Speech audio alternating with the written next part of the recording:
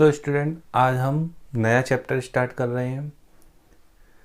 इस चैप्टर का नेम है रेक्टिफिकेशन ऑफ एरर्स। इस चैप्टर से पहले हमने एक और चैप्टर कर रखा है ट्रायल बैलेंस एंड एरर्स। उस चैप्टर्स में हमने ये समझा था कि एरर्स कौन कौन सी होती है।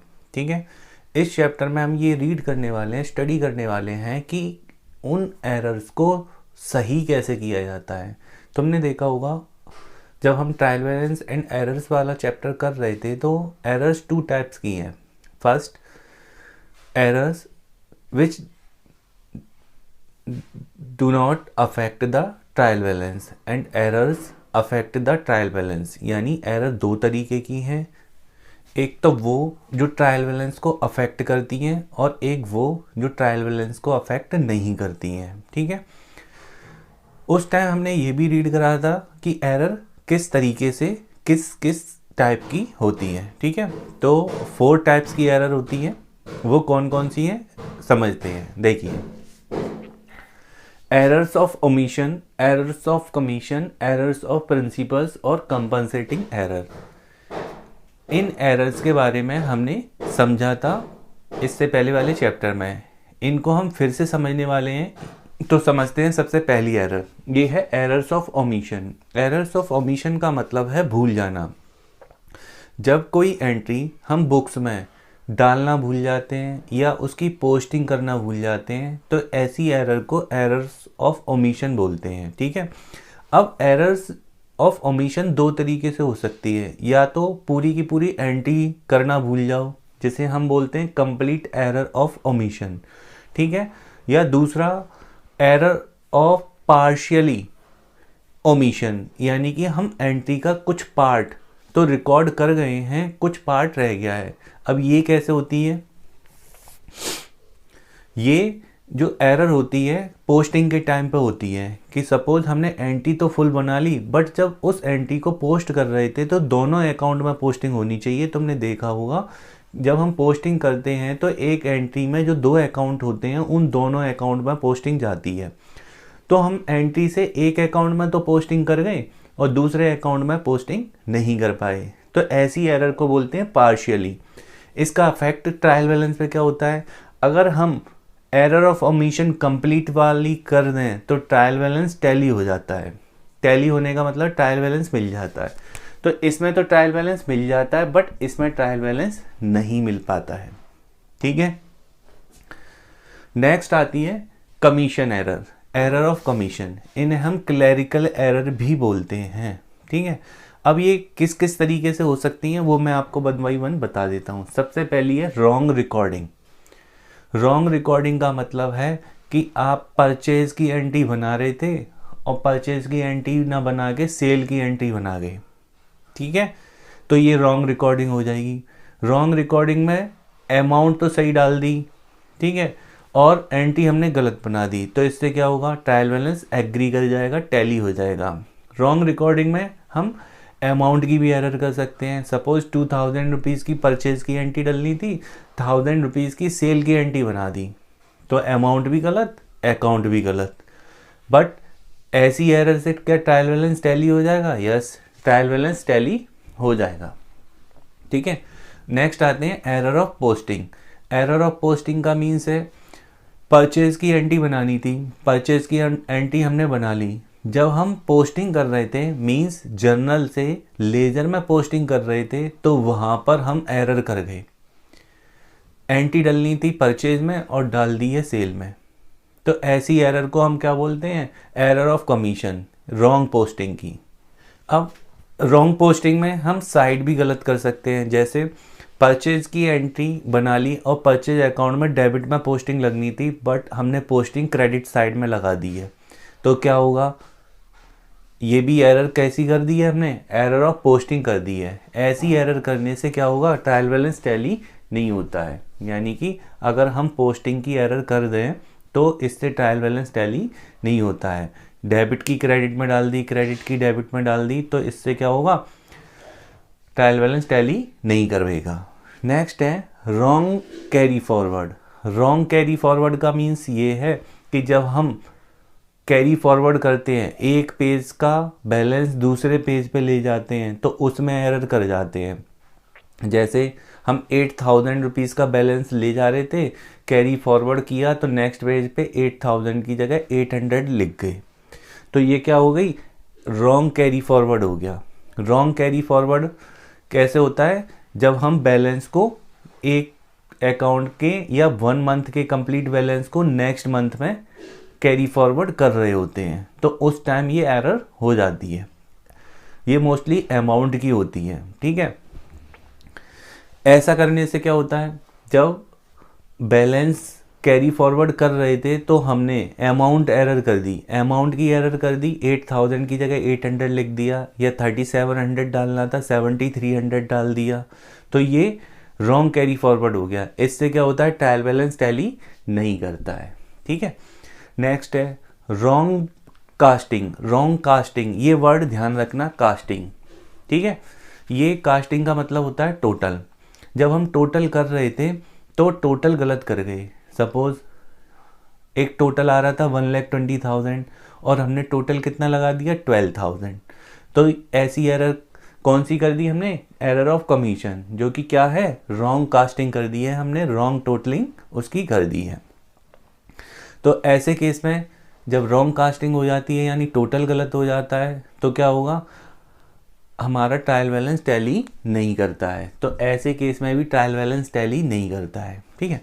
नेक्स्ट है रॉन्ग बैलेंसिंग। रॉन्ग बैलेंसिंग का मतलब है, सपोज इस रॉन्ग बैलेंसिंग में क्या होता है, दो वर्ड चलते हैं, या तो ओवर कास्टिंग चलता है या अंडर कास्टिंग चलता है, अंडर कास्टिंग या ओवर कास्टिंग। जैसे सेल्स का टोटल था, सेल्स का टोटल 10,000 था, हमने उसे 1 लाख बना दिया, तो जब टोटल ज़्यादा कर दिया जाता है या बैलेंस ज़्यादा कर दिया जाता है तो इसे ओवर कास्टिंग बोलते हैं, ठीक है।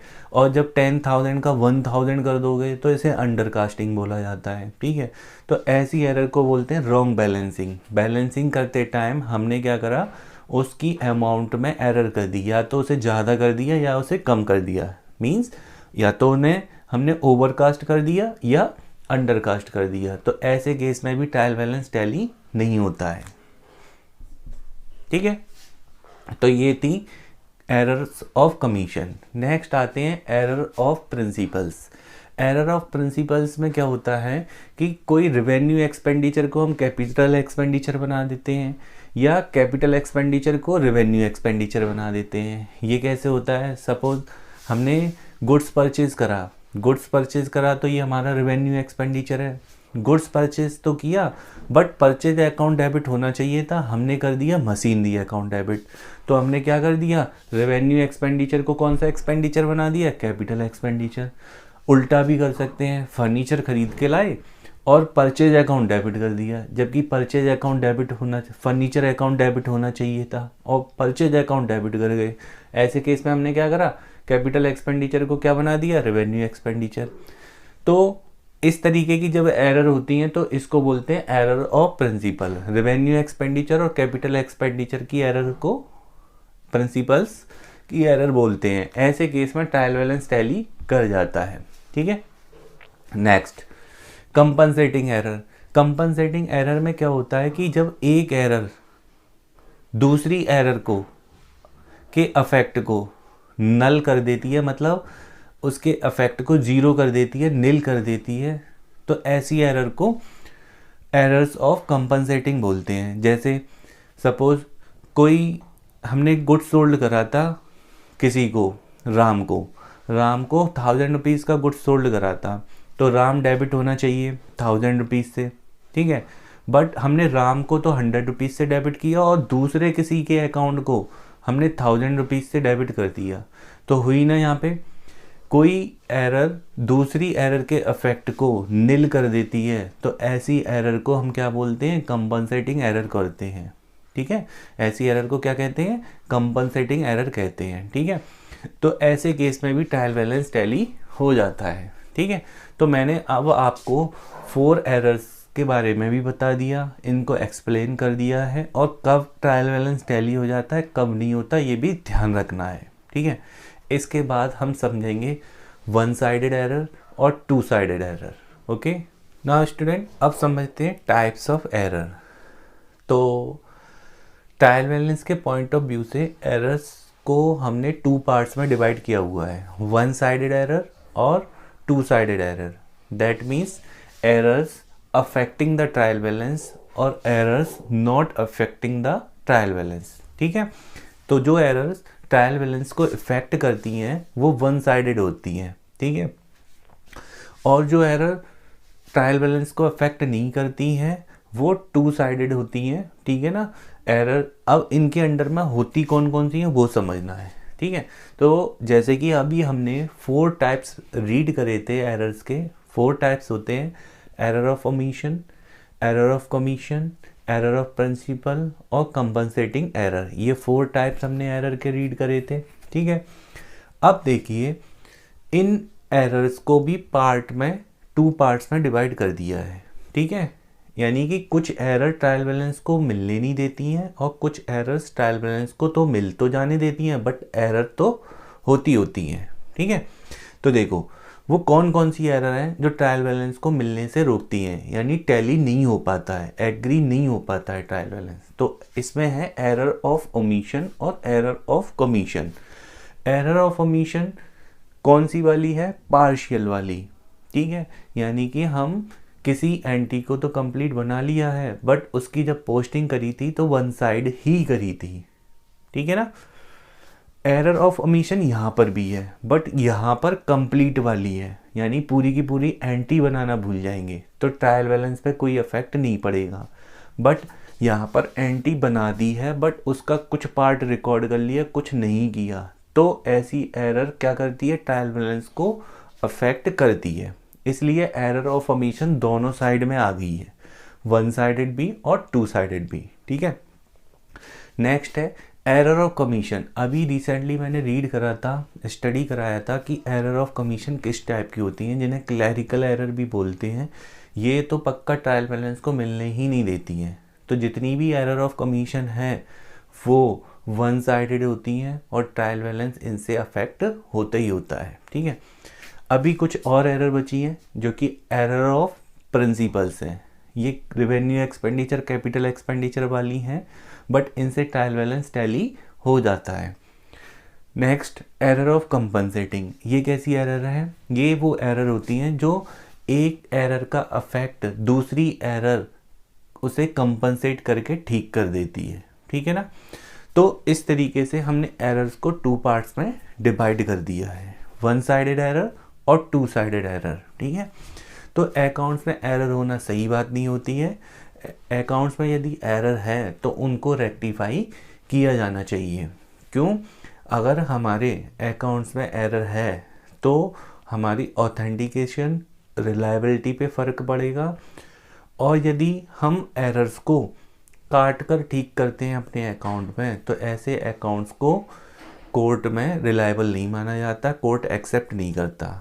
तो इसलिए एरर्स को जब रेक्टिफाई किया जाता है तो उसके अगेंस्ट में एंट्री बनाकर रेक्टिफाई किया जाता है। ठीक है, तो ये था एरर्स का बेस। इसके बाद हम एंट्री करना सीखेंगे कि इन्हें किस तरीके से रेक्टिफाई किया जाता है। ओके।